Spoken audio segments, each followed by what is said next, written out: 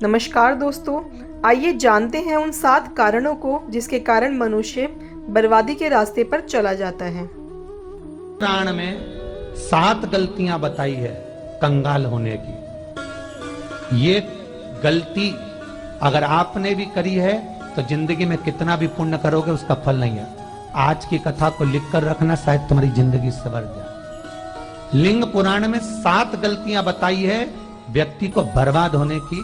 पहली गलती है, उसमें से अगर आप स्वीकार कर रहे हैं ये गलती तो समझ लो कि गलती आपने करी है। गंगा जल तो बुलवाया टैंकर भरकर, 21,000 बेलपत्र भी समर्पित कर रहे हो।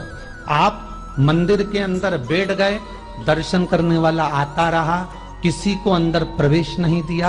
आप गंगा जल चढ़ाते रहे, आप बेलपत्र चढ़ाते रहे, आप स्वयं पूजन करते रहे, और दूसरा व्यक्ति ना जाने किस भाव से, किस रूप में आकर भगवान की सेवा करना चाहता था।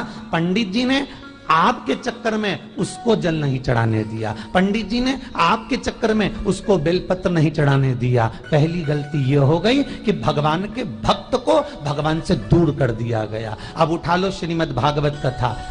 2 देवताओं ने गलती करी थी। एक ब्रह्मा जी ने गलती करी थी कि गाय बछड़ों का हरण कर लिया था। 1 वर्ष होने में 1 दिन था तब ब्रह्मा जी ने गाय बछड़े वापस दिए थे। दूसरी गलती इंद्र ने करी थी, जल वृष्टि करी तब भगवान कृष्ण को गोवर्धन पर्वत उठाना पड़ा। दोनों देवताओं ने गलती करी, पर भगवान कृष्ण ने इंद्र को क्षमा कर दिया पर ब्रह्मा को क्षमा नहीं करा। क्यों नहीं करा? क्योंकि इंद्र को क्षमा इसलिए करा क्योंकि इंद्र ने जब जल वृष्टि करी तो सारे ब्रजवासियों को भगवान के चरणों में लाकर छोड़ दिया। सारे ब्रजवासी गोवर्धन पर्वत के नीचे आकर बैठ गए, भगवान के चरणों में आ गए। और ब्रह्मा ने जो गलती करी वो ऐसी गलती करी कि भगवान से गाय और बछड़ों को दूर कर दिया। जो भगवान से भगत को दूर कर दे उसको शंकर कभी क्षमा नहीं कर सकता। इसलिए बर्बादी का पहला कारण आप भक्त और भगवान में दूरी बना दी।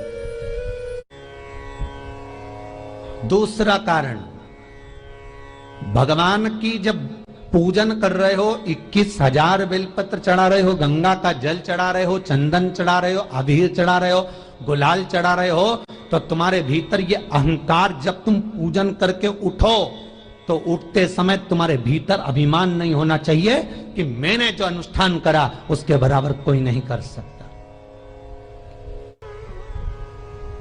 तीसरा कारण कहा कि भगवान की सेवा तो आप कर रहे हो, भगवान की चाकरी में तो आप लगे हो, भगवान की आराधना भी कर रहे हो, दिया भी लगा रहे हो, धूप बत्ती भी लगा रहे हो, स्नान भी करा रहे हो, पंचामृत स्नान भी करा रहे हो, सारी पूजन अर्चना सब तुम कर रहे हो। पर हो सकता है इस पूजन अर्चना में आप केवल 3 घंटा पूजन करते हो और बाकी के समय किसी न किसी की जीवात्मा को दुख पहुंचा रहे हो। एक कथा में एक बात कही थी कि भले मंदिर में दिया मत लगाओ, भले मंदिर में जाकर धूप बत्ती मत जलाओ, भले मंदिर में जाकर भोग मत लगाओ, भले मंदिर में जाकर जल मत चढ़ाओ, कुछ मत करो, भले भगवान को नए कपड़े मत पहनाओ, भले तुम्हारी मर्जी पड़े भगवान को भोग मत लगाओ, पर शास्त्र कहता है कुछ मत करो, पर एक काम जरूर करना कि किसी के चेहरे पर प्रसन्नता ला देना तो मंदिर में दिया जलाने के बराबर होगा। किसी के चेहरे पर चमक ला देना, प्रसन्नता ला देना तो अगरबत्ती लगाने के बराबर होगा। किसी गरीबड़े के, किसी दुखी के चेहरे पर अगर तुमने प्रसन्नता ला दी तो वो भगवान को कपड़े पहनाने के बराबर होगा। मालूम पड़े तुम मंदिर में पूरी सब्जी बांटो, मंदिर में भोजन कराओ, मंदिर में सारा पकवान चढ़ाओ, और कोई तुम्हारे कारण अगर दुखी है तो तुम्हें वो सुख का भान नहीं हो सकता। तीसरा कारण है हमारा, वो सुख नहीं मिल सकता। चौथा कारण है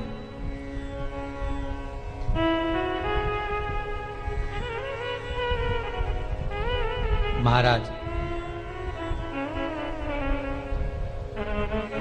जिस मंत्र को पढ़ा जा रहा है, जिस मंत्र का स्मरण किया जा रहा है,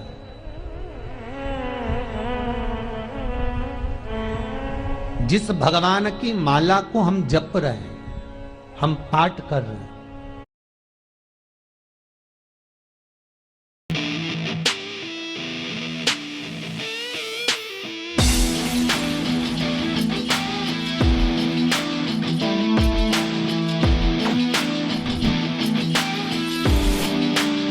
रहे हैं, हम पाठ कर रहे हैं, उसमें त्रुटि।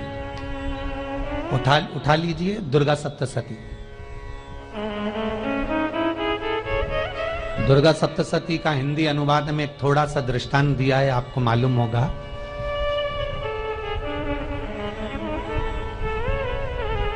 एक जजमान सप्तशती का पाठ कराते थे नवरात्रे में। नवरात्रे पूरे होते थे और उनकी पत्नी मर जाती थी। सप्तशती के अंदर लिखा है, बहुत ध्यान से सुनिएगा। दुर्गा सप्तशती का पाठ कराते थे और पत्नी नवरात्रे के बाद 4 महीना 3 महीने के बाद मर जाती थी। बहुत दुखी था सेठ। एक शादी करी, दूसरी करी, तीसरी करी, चौथी करी, चौथी पत्नी भी मर गई। बहुत दुख हुआ। आज वो गुरुजी के पास चले गया, गुरुदेव, गुरुजी, गुरुदेव, गुरुदेव। गुरुजी बोले क्या हो गया?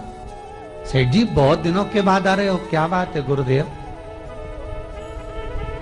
मेरे को एक बात समझ में नहीं आती कि मैं नवरात्रे में सप्तशती का पाठ कराता हूं, देवी जी का यज्ञ करवाता हूं, माता रानी को चूनर पहनाता हूं, उनको सुंदर बिछुड़ी, पायल, चुनरी सब पहनाता हूं, कन्याओं का भोजन करवाता हूं, भंडारा करवाता हूं, जवारे बोता हूं, अखंड ज्योत लगाता हूं, पर नवरात्रि जैसी पूरी होती है उसके 2 महीने 3 महीने बाद मेरी पत्नी क्यों मर जाती है? 4 पत्नियां मेरी मर चुकी हैं, 5वीं मैंने शादी करी है। गुरुदेव आप कृपा करिएगा, कुछ तो बता दीजिए, कुछ करुणा कर दीजिए। गुरुजी बोले जब तू सब कुछ अच्छा कर रहा है, जो